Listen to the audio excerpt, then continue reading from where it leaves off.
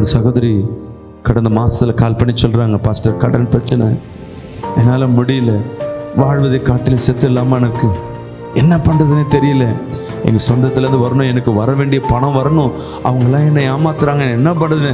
நான் சொன்னேன், எனக்கு எதுக்குமா ஜெபம் பண்ணணும், எனக்கு இவங்க தரணும், இவங்க தரணும்படியாக எனக்கு ஜெபிங்க. அம்மா நீ கவலைப்படாத, நீ அவங்க தரணும்னு சொல்லிட்டு உன் கடத்துக்காக ஜெபம் பண்ணினா அவர்கள் உங்களை ஏமாற்றுவார்கள். இல்லை பாஸ்டர், அவங்க தரணும்னா கர்த்தருக்கு ஜெபம், கர்த்தர்கிட்ட நீ அந்த கட்டளை கொடுக்காத, என் பிரச்சனை சமாளிக்க என் தேவன் நீங்க தான் செய்யணும்னு சொல்லுங்க. தேவன் இந்த சகோதரி இல்லை, யார் மூலையாவது உனக்கு ஒரு கர்த்தர் ஒரு விடுதலையை கொடுப்பார்.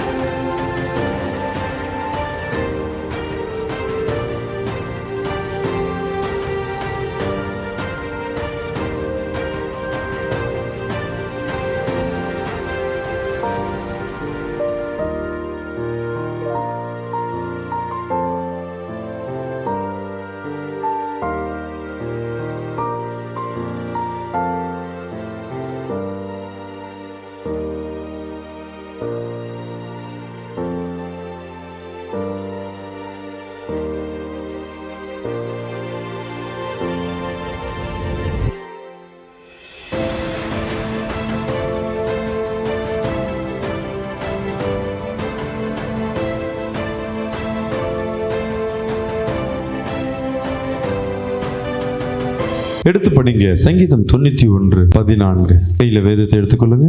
அவன் என்னிடத்தில் வாஞ்சா இருக்கிறபடியால் அவனை விடுவிப்பேன். என் நாமத்தை அவன் அறிந்திருக்கிறபடியால் அவனை உயர்ந்த அடைக்கலத்திலே வைப்பேன். அல்லேலூயா. அவன் என்னிடத்தில் வாஞ்சையாய் இருக்கிறபடியினால். யார் ஒருவர் தேவனிடத்தில் வாஞ்சையா இருக்கிறீங்களோ தேவன் சொல்லுகிறார், நான் உங்களை விடுதலை ஆக்குவேன் என்று. ஒரு ஆமென் சொல்லுவோமே. அல்லேலூயா. விடுதலைன்னா என்ன?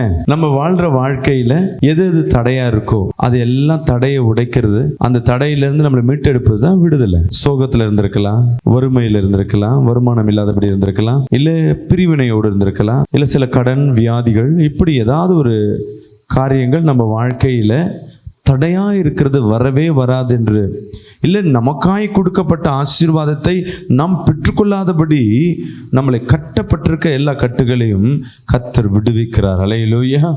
விசுவாசிக்கிறாமேன்னு சொல்லுவோமே. சாப்பாடு இருக்கும், ஆனால் சாப்பிட முடியாது. ஒன்று மனக்கவலையால் கட்டப்பட்டிருக்கும், கர்த்தர் அதில் விடுதலையாக்குவார். இல்லை மருத்துவம் பலவீனம், அதாவது சரீர பலவீனத்தினால் கட்டப்பட்டிருப்போம், அதனால் அந்த ஆகாரத்தை நம்ம உட்கொள்ள முடியாது, அதுலேருந்து கர்த்தர் விடுதலையாக்குவார். மூன்றாவது, எதனால் சாப்பிட மாட்டோம்? ஒன்று மனக்கவலை சண்டெல்லாம் இருக்கும், இன்னும் வியாதினால அந்த ஆகாரத்தை எடுத்து. மூணாவது ஒன்று இருக்குது, என்ன சொல்லுங்க பார்க்கலாம், கரெக்டாக சொல்லுங்களேன். நேரம் இருக்காது. சாப்பிடணுன்னு இருக்கும், எண்ணம் இருக்கும், எல்லாம் இருக்கும், ஆனால் அந்த சாப்பிடுவதற்கு உண்டான நேரம் அமையாது. கரெக்ட் டைமுக்கு சாப்பிட முடியாது, சாப்பிட்ற டைமில் தான் வேலை வரும், இப்படி ஏதாவது ஒரு நெருக்கம் வந்துனே இருக்கும். ஸோ இதில் கட்டப்பட்டிருக்கவர்களை கர்த்தர் என்ன சொல்கிறார், நான் விடுதலை ஆக்குவேன் என்று. ஒரு ஆமென் சொல்லுவோமே. ரெண்டாவது, சில விஷயங்களில் நாம் விடுதலை ஆக்குவார். சமாதானம் இல்லாதபடி, குடும்பத்தில் கணவன் மனைவி சண்டை, சமாதானம் இல்லை, பிள்ளைகள் மத்தியில் சமாதானம் இல்லை, இப்படி எங்கே போனாலும் சமாதானம் இல்லை, பார்த்தோன்னா அவர் கட்டப்பட்டிருக்கிறார். தேவன் சொல்லுகிறார், இவைகளிலிருந்து நான் விடுதலை ஆக்குகிறேன். அல்லேலூயா. விசுவாசிக்கிறாமேன்னு சொல்லுவோமே. இப்போ விடுதலை, கடன் வருமானம் வராதபடி கட்டப்பட்டிருக்கும். எங்கே வேலைக்கு போனாலும் வருமானம் என்ன பண்ணாது, கைகளில் வராது. அப்படி வருமானம் வந்தாலும் நிரந்தரமாக வராது. சப்போஸ் நிரந்தரமாக வந்தாலும் அது போதுமானதாக இருக்காது. செலவுகள் 20,000 இருக்கும், கையில் 10,000 ரூபாய் வந்தாலும் சரி, 20,000 ரூபாய் செலவில் 19,000 ரூபாய் வந்தாலும் 1000 ரூபாய் என்ன நமக்கு தேவை, அது தேவை பெருசாக இருக்கும், அது சமாளிக்க முடியாது. அதே போல தான் என் தேவன் சொல்லுகிறார், எதில் நீ கட்டப்பட்டிருக்கிற, எந்தெந்த காரியங்களில் நீங்கள் கட்டப்பட்டிருக்கீங்க, கர்த்தர் சொல்லுகிறார், இன்னைக்கு நான் அந்த கட்டை அவிழ்க்க போகிறேன். அல்லேலூயா. நீங்கள் விடுதலை ஆக்கப்படுவீர்கள். ஆமென். ஒரு ஆமென் சொல்லுவேமே. சில பேருக்கு வருமானமே கையில் வராதுங்க. வந்த வருமானம் வீட்டில் தங்காது, எப்படி செலவாகனே தெரியாது. திடீர்னு புது ட்ரெஸ்ஸாக போகும், இல்லை பிரியாணியாக மாறும், இல்லை வீண் செலவாய் போகும். ஆனால் முக்கியமான செலவு வரும்பொழுது அந்த டைம் என்ன இருக்காது, யூஸ் ஆகாது. உண்மை தானே? ஃபீஸ் கட்டுவதற்கு பெரிய பணம் இருக்காது, 20,000 30,000 பணம் இருக்கும். ஆமாண்ணா, நம்ம அந்த வருஷத்தில் பார்த்தீங்கன்னா வீண் செலவு பார்த்தீங்கன்னா ஏராளமாக பண்ணியிருப்போம். காரணம் என்ன? இது என்னென்னா, சில ஆவிகள், சில சத்துருவின் போராட்டங்கள் வீட்டை கட்டப்பட்டு கொண்டே இருக்கும். அல்லேலூயா. எப்படி நாம் சங்கிலியில் கட்டிட்டாவோ, கையை கட்டிட்டாவோ, காலை கட்டிட்டாவோ நம்மளால் நடக்க முடியாது, சரியாக வாக் பண்ண முடியாது, சரியாக நம்ம செயல்களை செய்ய முடியாது. ஸோ அதே போல தான் பிசாசானவன், சத்துருவானவன் நம்ம வாழ்க்கையில் என்ன பண்ணுவான், சில ஆவிகளை ஏவல் பண்ணுவாங்க. சில ஆவிகள் நம்ம குடும்பத்தில் என்ன பண்ணுவோம், சுற்றி கொண்டே இருக்கும். நம்ம எது பலமாக நினைக்கிறோமோ அதில் கட்டி வைப்பான். அல்லேலூயா. எனக்கு என் கணவன் தாங்க பலன்னு நீங்கள் சொல்லி பாருங்களேன், ஒரு வாரம் சொல்லி பாருங்களேன், சொந்தத்தில் பத்தில அடுத்த வாரம் கணவன் தான் உனக்கு உபத்திரமாக மாறுவான். ஐயோ, இந்த பிரச்சனைலேருந்து எப்படா விடுதலை ஆகும். இது யார் செய்வான்? நம்ம நினைப்போம் இதை செய்கிறது சத்துரு, சொந்தக்காரங்க, இவங்க பொறாமையில் பண்ணாங்க. இல்லை, அவங்க மூலமாக கூட அந்த பிரச்சனைகள் வந்திருக்கலாம், தவிர அதற்கு மூல காரணம் யாருன்னா சத்துரு. சாத்தானுக்கு என்ன வேலைன்னா, நீ நிம்மதியாக இருக்கக்கூடாது, நீ சந்தோஷமாக இருக்கக்கூடாது. சந்தோஷமாக இருந்தால் தேவன் என்ன பண்ணி கொண்டிருப்ப, வழிபட்டு கொண்டே இருப்பேன். இப்படிப்பட்ட ஆவிகள், சில அசுத்த ஆவிகள் வீட்டுக்குள்ளே பிரயாணம் பண்ணி கொண்டே இருக்கும். அதற்கு வேலை என்னன்னா, நீங்கள் எதில் பலனாக இருக்கீங்களோ அதிலெல்லாம் கட்டி வச்சிடும். நிறைய குடும்பத்தில் எதை முதல்ல கட்டுவான்னா சமாதானத்தை கட்டிடுவான். நீங்கள் எங்கே நிம்மதியாக இருக்கீங்க, வீட்டில் நிம்மதியாக இருந்தால் வேலையிலே என்ன பண்ணுவோம், சுறுசுறுப்பாக நல்லா வேலை செய்வாங்க. வீட்லேயே நல்லா டிப்ரெஷனாக இருந்தால் வேலை செய்ய முடியாது. சில பேர் வேலையில் டிப்ரெஷன் இருக்குது, வேலையில் நெருக்கம் இருக்குது, பிஸ்னஸில் நெருக்கம் இருக்குன்னா எங்கே செய்ய முடியாது, வீட்டுக்குள்ளே நிம்மதியாக இருக்க முடியாது. ஆமாவா இல்லையா? என் அன்பு பிரியமான ஜனமே, இன்னைக்கு நிறைய சூழ்நிலையில் நாம் கட்டப்பட்டது போல் காணப்பட்டு கொண்டிருக்கிறோம். இன்னைக்கு கர்த்தர் சொல்லுகிறார், இவைகளிலிருந்து நான் விடுவிகளை ஆக்குவேன். அல்லேலூயா. வசனம் சொல்லுது, எவன் என்னிடத்தில் வாஞ்சியா இருக்கிறபடினால் என்னையே நம்பிக்கொண்டிருக்க. வாஞ்சனா என்ன? வாஞ்சை என்பது ரொம்ப எதிர்பார்ப்பு, ஆசையோடு கூட சேர்ந்து, விருப்பத்தோடு கூட சேர்ந்து எது மேலே அதிகமாக எதிர்பார்த்து கொண்டிருக்கீங்களோ அதுக்கு பேர் வாஞ்ச. ஐயோ, இது கிடைக்குமா? கிடைக்காது, அது நீ அனுபவிச்சிருக்க மாட்டேன். இல்லை, அது மேலே ரொம்ப விருப்பம், வாஞ்சியாக இருப்போம். என் கணவன் போயிட்டு வந்தால் இன்றைக்கி என்ன பண்ணிட்டு வருவார், ஸ்வீட் எதாவது வாங்கிட்டு வருவார், எனக்கு பிடிச்ச ஏதாவது எடுத்துகிட்டு வருவார்னு ஒரு வாஞ்சியை எதிர்பார்ப்பாங்க. பிள்ளைங்க எதிர்பார்த்து கொண்டே இருக்கும். யாராவது அப்பா அம்மா கடைக்கு போயிட்டு வராங்கன்னா எனக்கு இது வாங்கிட்டு வருவாங்க, வாஞ்சியாக கையிலே இருக்கும். அப்பா அம்மா வெயிலில் போயிட்டு வந்திருக்கான்னு தெரியும், அந்த கூடையை திறந்தா பார்க்க முதல் மார்க்கெட்டில் போனோன்னே எனக்கு என்ன எடுத்துகிட்டு வந்தேன், ஏதோ ஒரு மாம்பழமோ இல்லை ஒரு நுங்கு கொடுத்தோன்னா அந்த பிள்ளைக்கு ஒரு சந்தோஷம், வாஞ்சு. அதே போல தான் தேவனிடத்தில் நம்ம வாஞ்சியாக இருக்கணும். எதை குறித்துனா அவர் அன்பை குறித்து நம்ம வாஞ்சியாக இருக்கணும். அல்லேலூயா. தேவனை எப்பொழுதும் நீங்கள் தேட ஆரம்பிக்கணும். தேவன் எதை எதிர்பார்க்கிறாருன்னா, எனி டைம் 24 hours எனக்கு ஏசதான் எல்லாம், ஏசப்பா தான் எல்லாம், அவரை நன்றி செலுத்துவோம், எல்லாம் மனம் முகழ்ந்து நன்றி சொல்லணும். அல்லேலூயா. அவன் மீது வாஞ்சியா இருக்கிறவர்கள் விடுதலையாக்கப்படுவார். வசனம் சொல்லுது, அவன் என்னிடத்தில் வாஞ்சியா இருக்கிறபடினால் அவனை நான் விடுதலையாக்குவேன். இந்த பிரச்சனை என் தேவன் சுகப்படுத்துவார் என்று தேவனை மட்டுமே நீ சார்ந்திருக்கிறனா அதுக்கு பேர் வாஞ்ச. அல்லேலூயா. கணவன் உன்னிடத்துல பேசாம இருக்கலாம், மனைவி உன்னிடத்துல பேசாம இருக்கலாம், பிள்ளைங்க உன்னிடத்துல பேசாம இருக்கலாம். ஐயோ, இந்த சமாதானம் வரலையே, இவங்களை பிடிப்போமா அவங்கள பிடிப்போமா? இல்ல, என் தேவன் நிச்சயமா இதுல ஒரு சமாதானத்தை உண்டு பண்ணுவார். அல்லேலூயா. நடக்கும். என்ன தாமதமாகும்? தேவனிடத்தில் தாமதமாகி ஒரு காரியத்தை நீ பெற்றுக்கொள்ளுகிறனா அந்த காரியம் பெற்ற பிறகு ஒருவனாலும் அதை பிரிக்க முடியாது. கரங்களை தட்டி வராமேன்னு சொல்லுவோமே. அல்லேலூயா. இன்னைக்கு நீங்க வறுமையில காணப்படலாம், வருமானத்தை இழந்து காணப்படலாம், சமாதானத்தை இழந்து காணப்படலாம், ஆரோக்கியத்தை இழந்து காணப்படலாம். ஆனா உங்க நம்பிக்கை முதலாளி மேலேயோ இல்ல உறவுகள் மேலேயோ மருந்துகள் மேலேயோ இல்லாதபடி என் தேவன் மீது உங்க வாஞ்சை இருக்கும் என்றால் கர்த்தர் அதிலிருந்து விடுதலை ஆக்குவார். அல்லேலூயா. நல்ல கரங்களை தட்டி வராம சொல்லுங்க. நீ ஜெபிக்கணும். உங்களுக்கு தெரியணும், இந்த நெருக்கத்துல மாட்டி இருக்கேன், இதுல கட்டப்பட்டிருக்கேன். முதலாவது நீ கட்டப்பட்டிருக்கிறது உனக்கு தெரியணும். நிறைய பேருக்கு நான் கட்டப்பட்டதுனே தெரியாதபடி நல்லா தானே இருக்கேன், நல்லா தானே இருக்கிறேன். இல்லை, ஏதோ ஒரு காரியங்கள்ல நீங்க கட்டப்பட்டதாய் காணப்படுறீங்க. அதை முதலாவது நீங்க ஃபைண்ட் அவுட் பண்ணணும். எங்க நான் கட்டப்பட்டிருக்கேன், எதுல நான் கட்டப்பட்டிருக்கேன். இன்னைக்கு முதல் காரியம் எதுல கட்டப்பட்டிருக்கேன்னு சொல்லும் பொழுது உங்க இருதயம் தெரிஞ்சிருக்கணும், நான் இதுல கட்டப்பட்டிருக்கிறேன். அல்லேலூயா. விசுவாசிக்கிறாமேன்னு சொல்லுவோமே. கடிவாளம் கட்டுவேன்னு சொல்லுவாங்க. சில பேருக்கு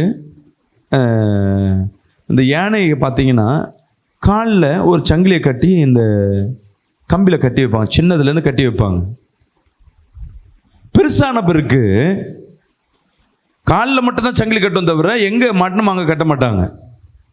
அந்த யானை என்ன பண்ணுமா, சின்ன வயசுலேருந்து அந்த நடக்கும் போது சங்கிலி தடுக்கும், போகும்போது சங்கிலி திறக்கும், உட்காரும் போது சங்கிலி திறக்கும். அப்போ ஒரு முறை என்ன பண்ணும், அந்த யானை இப்படி இழுத்து இழுத்து இழுத்து இழுத்து பார்த்து ஒரு காலகட்டங்களில் அதை முடிவு பண்ணிட்டோம். என்ன பண்ணியிருக்கு, இன்னொரு பக்கம் என் கால் கட்டப்பட்டு இருக்கு. அந்த யானைக்கு தெரியுது நான் கட்டப்பட்டிருக்கேன்னு. ஒரு வயது முதிர்ந்த பிறகு அந்த யானை என்ன பண்ண மாட்டாங்க, வெறும் காலில் கட்டுவாங்க தரும், ஆப்போசிட்டில் எங்கே கட்டணுமோ அங்கே கட்ட மாட்டாங்க. ஏன்னா அந்த யானை மைண்டில் என்ன இருக்குது, நான் கட்டப்பட்டு இருக்கிறேன், எனக்கு விடுதலை இல்லை. அந்த சங்கிலி அவன் காலில் அங்கே அவுத்தா முக்கியம் இல்லை, இங்கே சங்கிலி அவுத்தாதான் அந்த யானை நவரும். ஏன்னா அந்த மைண்ட் செட்டப் ஆயிடுச்சு. அந்த யானைக்கு தெரியுது நான் கட்டப்பட்டு இருக்கிறேன்னு. இன்னைக்கு வந்திருக்கிற என் அன்பு ஜனமே, நீங்க எதுல கட்டப்பட்டிருக்கீங்கன்னு நினைக்கிறீங்க?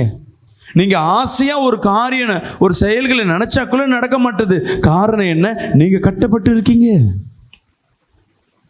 சிரிக்க வழி கிடையாது, கட்டப்பட்டிருக்கீங்க. செலவழிக்க வழி இல்லை, கட்டப்பட்டிருக்கீங்க. பிள்ளைங்களை படிக்க வைக்க முடியல, கட்டப்பட்டிருக்கீங்க. ஒரு சொந்த வீட்டுக்குள்ள போக முடியல, கட்டப்பட்டிருக்கீங்க. ஒரு வீட்டில் ஒரு ஃபங்க்ஷன் நடத்த முடியல, கட்டப்பட்டிருக்கீங்க. குழந்தை வாய்ப்பு இல்லை, கட்டப்பட்டிருக்கீங்க. திருமணம் ஆகலை, கட்டப்பட்டிருக்கீங்க.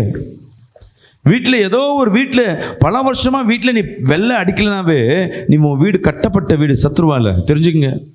சொந்த வீடாக கூட இருக்கட்டும், நீ 2 வருஷத்துக்கு 3 வருஷத்துக்கு கூட நீ பெயிண்ட் அடிக்கல, உன் வீட்டுக்குள்ள கிச்சனுக்கு போனால் பேய் ரூம் மாதிரி இருந்ததுன்னா நீ கட்டப்பட்டிருக்க. என்ன அர்த்தம், உன் வீடு இருளாவே இருக்கும்படியாக.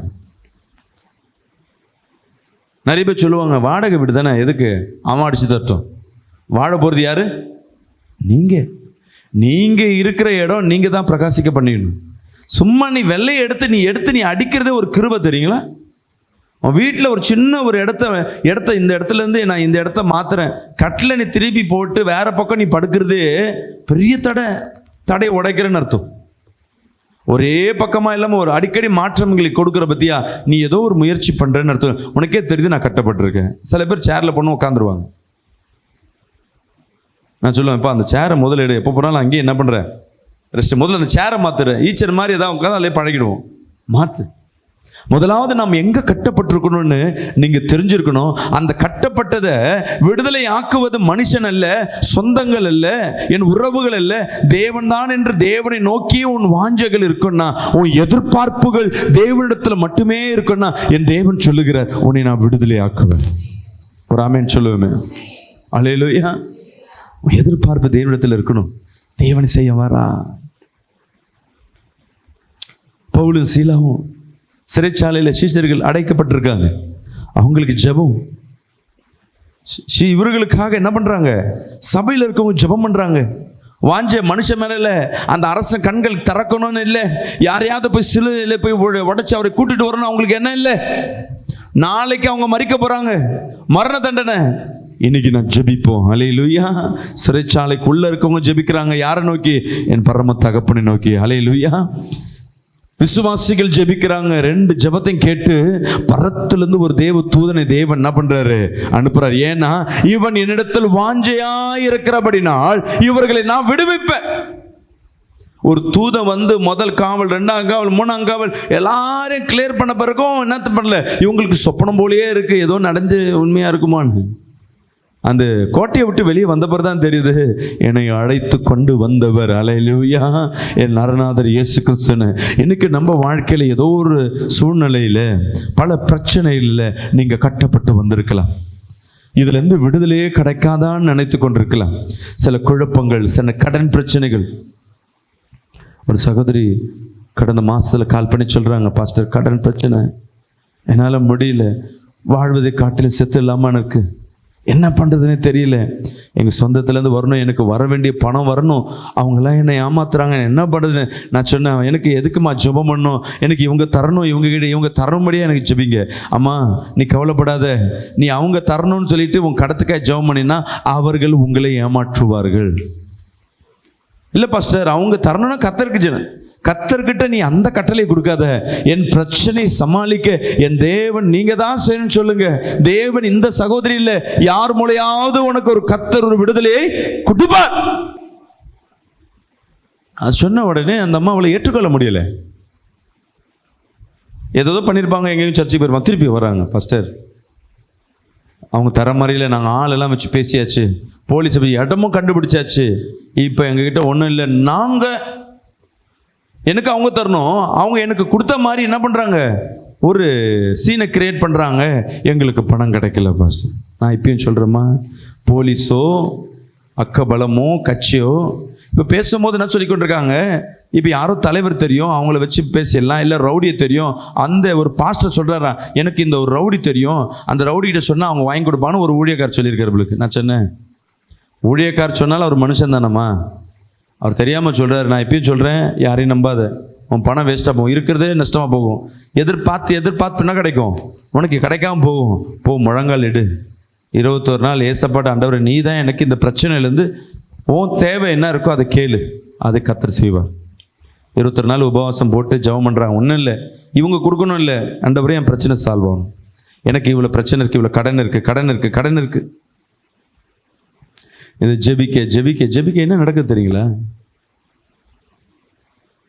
பாஸ்டிங் முடிஞ்சு ஒரு இம்பேக்ட் இல்லை, ஆனால் அவங்க ஜெபம் பண்ணுறது என்ன ஆயிடுச்சு, அந்த பாஸ்டிங்கில் தேவன் மேலே நம்பிக்கை வந்துடுச்சு, கர்த்தர் செய்வாருன்னு. 21 நாள் போயும் அவங்களுக்கு வாழ்க்கை நடக்கலை. கரெக்டாக 2 மாதங்கள் நடந்தது. அவங்க ஊரில் இது சம்மந்தமே கிடையாது, அவங்க அப்பா பிறந்த ஊர், அதில் ஃபேமிலி சொத்து பொழுக்கு, அது எப்போ இவங்க பேரில் இருக்குன்னே தெரியாது, அதில் ஊரில் விற்றுருக்காங்க, இவங்க பேருக்கு ஒரு பங்கு கூப்பிட்டு சம்மந்தமே இல்லாமல் சைன் போடு உனக்கு தரேன்னு சொல்லியிருக்காங்க. ஒரு ஆமேன்னு சொல்லுவேமே. இப்போ யார் இவங்களுக்கு தரணும், இவங்க பிரச்சனைக்கு ஏற்கனவே கொடுத்தவங்களே எதிர்பார்த்துருக்காங்க. இவன் அசிங்கமாக திட்டம் முதல்ல கோவம் எங்கே வருதுன்னா, இவங்க தரல, இவங்க நோக்கம்லாம் இவங்களே இருக்கிறாங்க. இவங்களை எப்படிலாம் இருக்கிறானோ, இவங்க யார்கிட்ட வாங்கினா இவங்க என்ன பண்ணுறாங்க, அதே மாதிரி இவங்க கிட்ட இவங்க போலீஸ்க்கு போனால் இவங்க கிட்ட இருந்து ஒரு போலீஸ்லேருந்து வருது, ஒருத்தர் வந்து மிரட்டிட்டு போகிறாங்க காசு கொடுக்கணும்னு. இப்போ பாருங்க, கர்த்தரை சார்ந்து இருக்கும் பொழுது கர்த்தர் உனக்காய் ஒரு கதவுகளை திறப்பார். அல்லேலூயா. யாருக்கோ பூட்டப்பட்ட கதவு தெரிஞ்சுக்கங்க, யாருக்கோ திறக்கப்பட்ட திறவுகோல், யாருக்கோ திறக்கப்பட்ட ஓட உன் பாதையில ஓட ஆரம்பிக்க விசுவாசிக்கலாமே சொல்லுவோமே. ஏன்னா இந்த பிள்ளை என்னிடத்துல வாஞ்சியா இல்லை, என்னை நேசிக்கிற பிள்ளை வாஞ்சியா இருக்கிறதுனால என்னுடைய திறவுகோல், என்னுடைய அதிகாரங்கள், என்னுடைய நதி, ஆசீர்வாதங்கள் எல்லாம் உன் பக்கமாக கர்த்தர் திருப்ப ஆரம்பிப்பார். விசுவாசிக்கலாமேன்னு சொல்லுமே. ஏன்னா நீ கர்த்தர் இடத்துல வாஞ்சியா இருக்கிற. சொல்லுங்களேன், உங்க ஒரே ஜெபம், ஏசப்பா அவன் கூட இருக்க. சூழ்நிலைகள்லாம் உனக்கு சாதகம் இல்லாமல் இருக்கலாமா, ஆனால் நீ ஏசப்பாவை கை பிடிச்சிட்டே இரு. நான் அவரை விட மாட்டேன். சொல்லுங்க, நான் ஏசப்பா விட மாட்டேன். யார் எனக்கு நெருக்க வந்தாலும் ஏசப்பாவை நான் மறுதளிக்க மாட்டேன். மனுஷன் மேலே மட்டும் என்ன பண்ணாதீங்க, நம்பிக்கை வைக்காதீங்க. இவங்க தான் என்னை காப்பாற்றுவோம். பிள்ளை மேலே நீ நம்பிக்கை வச்சுவா, அதே பிள்ளை உன்னை அவமானப்படுத்திட்டு போகும். நீ தேவனிடத்தில் நம்பிக்கை வைய, செய்யாத பிள்ளை கூட உனக்காக என்ன பண்ணும், உன் மேலே ஆசை வைக்கும். பெற்றோர் மேலே பிள்ளைங்களுக்கு ஆசை வர்றது நீங்கள் செய்கிற பழக்க வழக்கத்தினால வராது. தேவன் நினைச்சாதான் அந்த பிள்ளைக்கு கூட உன் மேலே ஆசை வரும், அந்த பிள்ளை மேலே கூட உனக்கு ஆசை வரும். அப்போ அந்த நினைவுகளையும் மற்ற சூழ்நிலையும் உங்களுக்கு ஏற்றவாறு சாதகமாய் மாற்றுவது யாருன்னா என் தேவனாகிய கர்த்தர் தான். அல்லேலூயா. உங்கள் நெருக்கங்கள், உங்கள் சூழ்நிலைகள் எல்லாவற்றையும் என் தேவன் மாற்ற வல்லவராக இருக்கிறார். ஆமென். அல்லேலூயா. அப்படி கண்களை மூடி நாம் ஜெபிப்போமா.